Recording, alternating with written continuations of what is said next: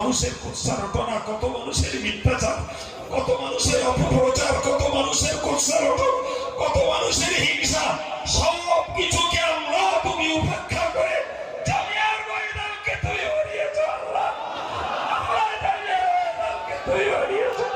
আল্লাহ জামিয়ার ময়দানকে তুমি বানিয়েছো। আল্লাহ আল্লাহ তুমি কবুল করে আমাদের দিলটাকে ভরিয়ে দাও, কবুল করে দিলটাকে ভরিয়ে দাও। আল্লাহ তুমি কবুল করে দিলটাকে ভরিয়ে দাও।